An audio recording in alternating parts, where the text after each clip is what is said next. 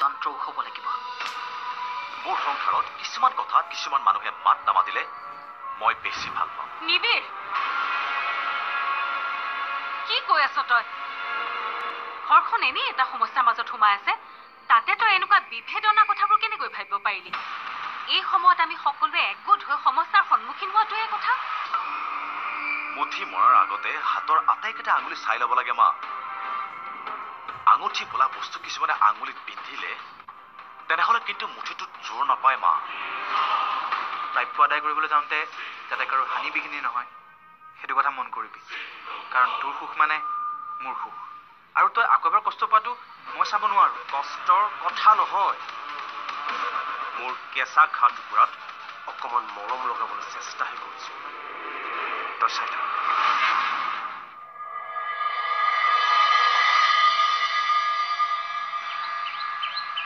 মা, ৰণৰ জীৱনৰ ৰণ ইমান সোনকালে শেষ হ'ব বুলি কিয় ভাবিছা?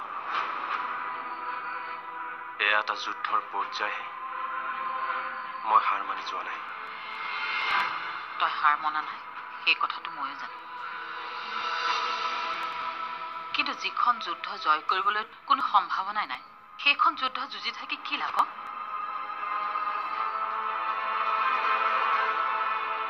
এক পক্ষৰ খেল এখন খেলি থকাতকৈ নেখেলাই ভাল, কাৰণ ইয়াত ক্ষতি তোৰহে। তাতকৈ বেলেগ কথাত মন দিয়াটোহে বুদ্ধিমানৰ কাম। বুদ্ধিমান তেওঁহে যিয়ে হাৰি যাব ধৰা খেলখনো নিজৰ বুদ্ধিৰে জয়লাভ কৰে। তুমি মাত্ৰ অপেক্ষা কৰা, ৰণ জয় হ'ব, এই ৰণ কৰিব।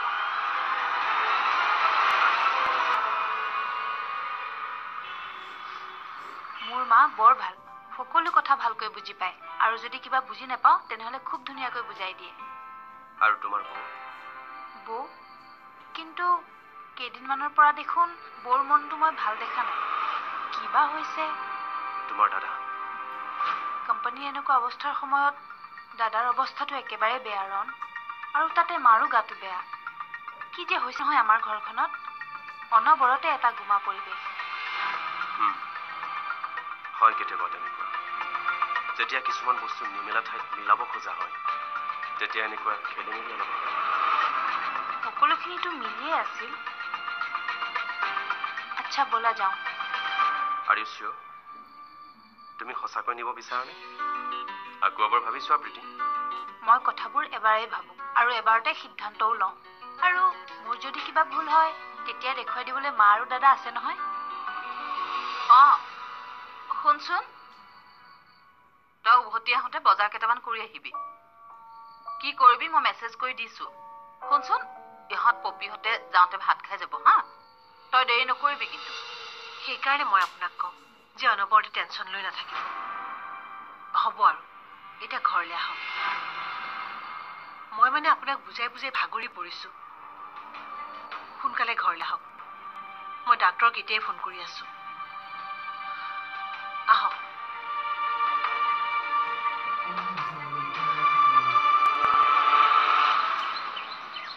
কথাটো শুনি মনটোৱে বৰ সুখ পাইছে বাইদেউ। আচলতে আপোনাৰ পৰা মই এনেকুৱা এটা কথাৰে আশা কৰি আছিলো। মই বহুত ভাবি চিন্তিয়ে কথাখিনি কৈছো মামনি। আচলতে সকলোবোৰ কথা যদি মিলি থাকে তেতিয়াহে কামবোৰ ভালদৰে হয়। হয় বাইদেউ, ঠিকেই কৈছে। এতিয়াহে আৰু মোৰ মনটো পাতল পাতল লাগিছে।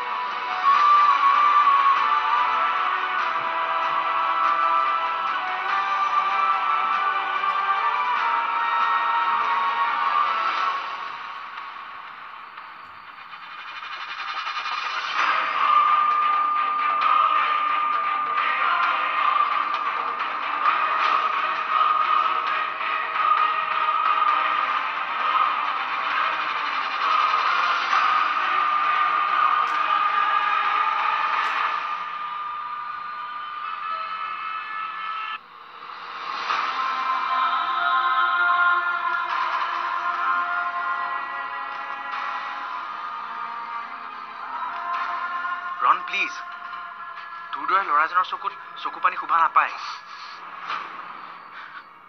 বাৰে বাৰে চেষ্টা কৰিও নিজক চম্ভালিব পৰা নাই কুল তাইৰ কপালত সেন্দুৰ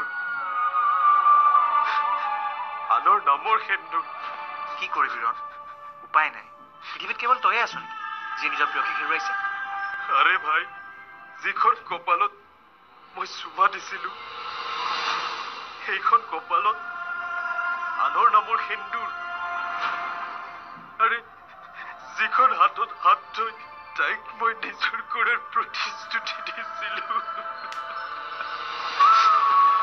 নাকান্দিবিচোন তই এনেকৈ ভাঙি পৰিলে খুৰীদেউ কোনে চাব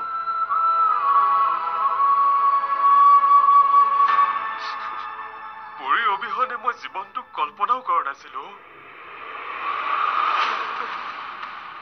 এতিয়া জীয়াই থাকিম কেনেকৈ উশাহবোৰ বৰ কঠিন হৈ পৰিছে অকল বুকুখন বৰ বিষাইছে অকল মোৰ মন মগজুৰ পৰা পৰিস্মৃতিবোৰ নোহোৱা কৰি দে না কুল প্লিজ কিবা কৰি মোৰ স্মৃতিবোৰ উকা কৰি দে না পৰি কিয় কৰিলা তুমি এনেকুৱা মোৰ ৰণ সকলো ঠিক হৈ যাব নাকান্দিবি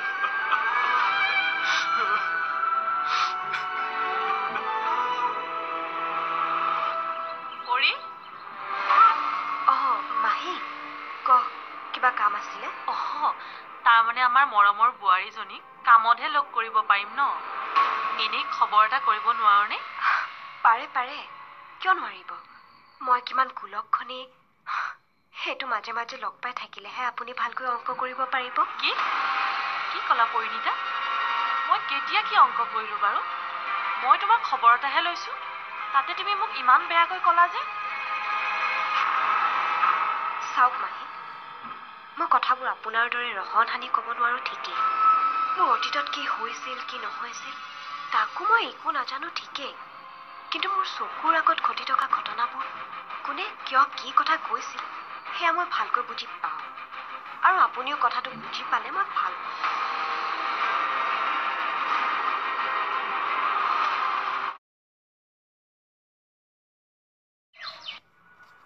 জ্বলিছো মা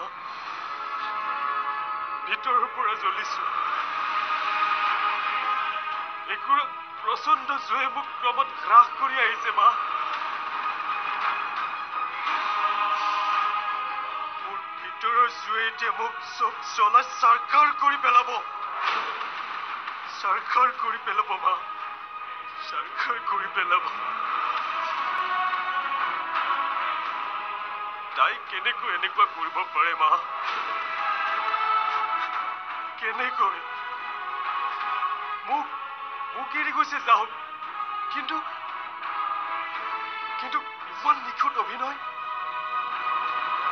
পৰি কিয় এনেকুৱা কৰিলা পৰি কিয় তই পৰিক লগ কৰিছ মই তাইৰ ঘৰলৈ গৈছিলো মা তোক মই কিমান বাৰ কৈছো তাইক তই পাহৰি যা কিন্তু তই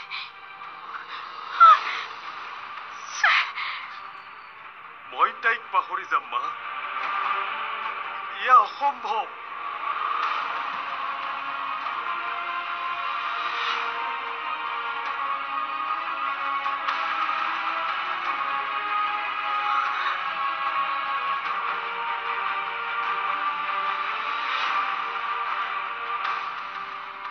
বিশ্বাসক ভৰিৰে মোহাৰি তুমি ভুল কৰিলা পৰি মই চব চাৰখাৰ কৰি পেলাম চাৰখাৰ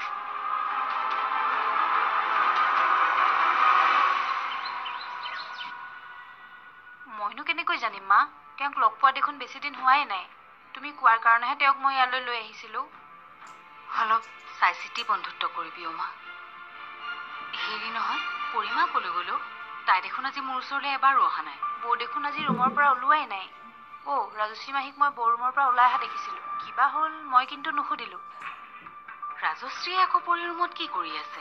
মাতচোন তাইক, মই দুটামান কথা পাতিবলগীয়া আছে। মাহী এতিয়া ঘৰত নাই, ওলাই গৈছে। ৰ'বা মই ফোন এটা কৰোঁ।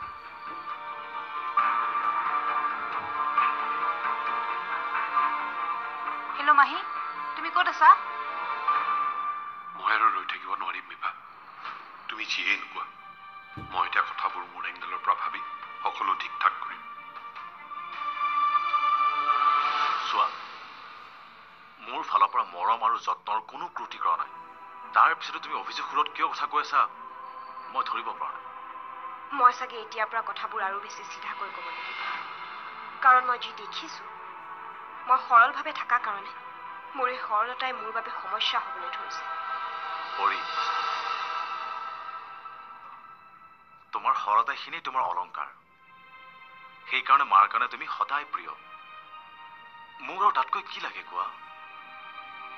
নিজৰ পত্নীৰ বাবে নিজৰ মা সুখী হোৱাটো যিকোনো পুৰুষৰ কাৰণে আটাইতকৈ ডাঙৰ প্ৰাপ্তি। আৰু যদি তোমাৰ এই প্ৰাপ্তিয়ে মোক শেষ কৰি আনে নিবি, তুমি কেতিয়াবা মোৰ প্ৰাপ্তিৰ কথা ভাবিছানে? নে তুমি কেৱল নিজৰ মাক সন্তুষ্ট কৰিবৰ কাৰণেহে মোক বিয়া পাতি আনিছিলা? আমাৰ মাজত কি হাজবেণ্ড ৱাইফ হিচাপে কোনো মুহূৰ্ত থাকিব নোৱাৰে নেকি?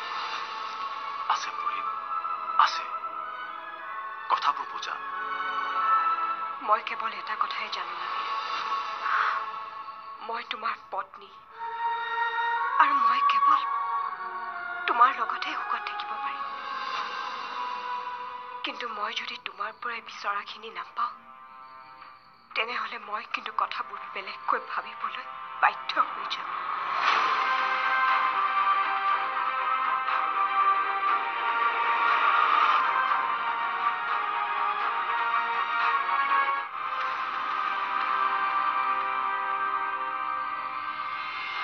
ইমান অস্থিৰ নহবিচোন ৰণ।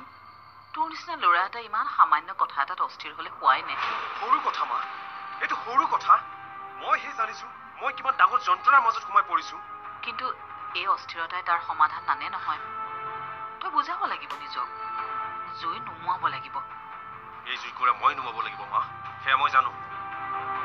কিন্তু তোৰ বুকুৰ এই জুইকুৰা তোৰ চকুৰ পানী বৰষুণে নুনুমুৱাই। তই মই সেই বৰষুণ জাক আনিব লাগিব, যিয়ে জুইও নুমাব আৰু সকলো আৱৰ্জনা চাফা কৰি পেলাব। এতিয়া মাথো অপেক্ষা।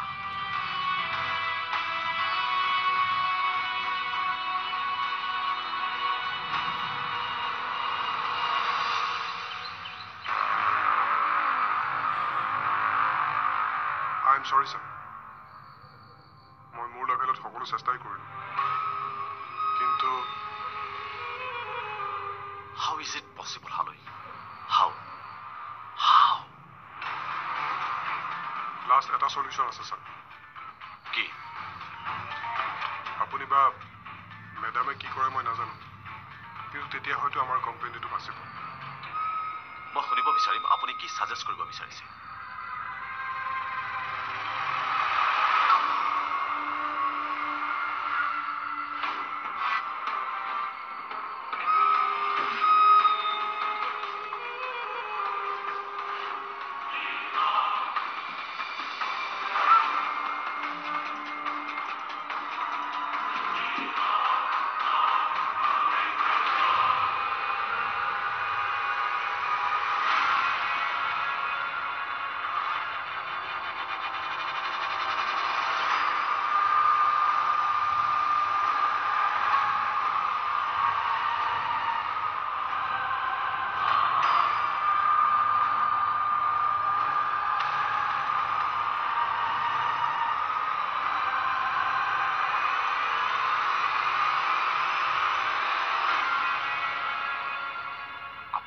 কেনেকৈ কৰিব পাৰিলে হালৈ?